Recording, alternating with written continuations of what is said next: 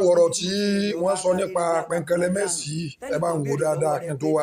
tó wá sọ ti tèmi fún yín. níbi tí mo ti rìn ilé ọba kálérí black cap lálẹ́ àná tẹ́nìkan béèrè lọ́wọ́ rẹ pé ta ló fẹ́ kó di gọ́fìnà Ọ̀yọ́ state ní 2027 ó ní Pẹ̀nkẹ́lẹ́ mo mọ̀ pé òun ṣeré ni nà eré ipá ẹ̀kọ́ tí ó ti wà too expensive jù ní kí ló dé èmi tí mo mọ̀ pé deep down in you ìwọ fúnra rẹ ò fẹ́ kí Pẹ̀nkẹ́lẹ́ rípò kankan ṣe mọ́ lọ́yọ̀ state yìí tó o mọ̀ pé gbogbo ayé ló ń gbé Pẹ̀nkẹ́lẹ́ ṣépè ìmájì àwa Ọ̀yọ́lá aléwé ńlẹ̀ báyìí a sì ń fọwọ́ kómi àwa la ni minister of power o àwa náà la sì rí náà lò ẹ lọ wo àwọn state tó kù bí wọ́n ti ń lo náà ṣòfò nílùú bàbá Pẹ̀nkẹ́lẹ́ gangan nìbàdàn àwọn agbègbè kan wà ń bẹ̀ tó ń rí náà lò àwa àbàràpá sì ń ké páàrí náà lò ìyẹn ló wá fẹ́ jẹ́ kó di gọ́fìnà ikú pa gbogbo Ọ̀yọ́ nìyẹn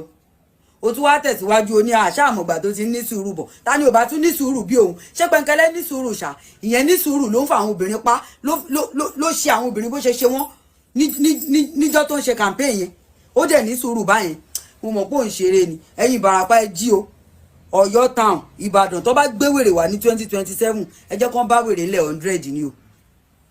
Pẹ̀nkẹ́lẹ́ ìṣe no àfi tá a bá rí náà lò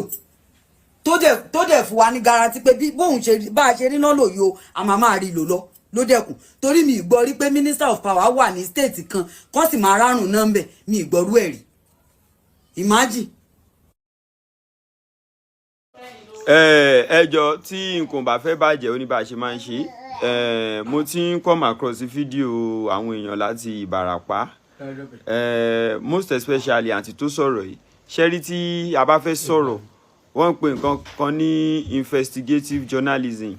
èèyàn máa ń ṣe ìwádìí ń pé nǹkan yìí kò dáa nǹkan yìí ó ti rí báyìí ṣó yẹ kó rí bẹ́ẹ̀ ṣe rí lákọ̀ọ́kọ́ náà tí nǹkan kan ò bá dáa a ní máa tìtorí ẹ̀ ká máa sọ òkú ọ̀rọ̀ lu ẹni tí ó wà ń pàwọ́ tàbí. bàbá aládùn gan tó fẹ́ dèfẹ́ǹdì Pẹ̀nkẹ́lẹ́ kò mọ bí ó ṣe dèfẹ́ǹdì ẹ̀ sísítà mi láti Ìbàràpá yóò dáa fún yín ọjẹ́ ẹ dákun ẹ má lo Pẹ̀nkẹ́lẹ́ ní 2027 o ẹni tí ordinary iná òrìṣẹ lọ́yọ̀ state àríná lò òun sì ní minister of power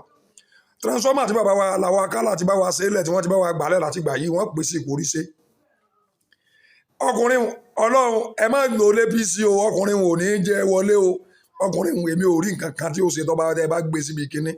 ẹ lọ wá candidate tó dáa Pẹ̀nkẹ́lẹ́ yìí ṣe candidate tó dáa o lọ́yọ̀ state ẹ̀yìn APC